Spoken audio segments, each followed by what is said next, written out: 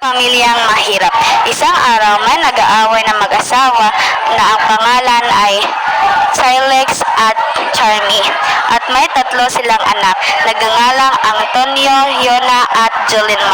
Nag-aaway ang mag-asawa dahil sa walang pera at walang makain. Asa mo gigasto ang kwarta? Ako gipalit og laos sa manok. Yuna pa nimo pakaon ng manok kaysa imong anak. Ay pagbuot makaon gyud mo ng manok. Ito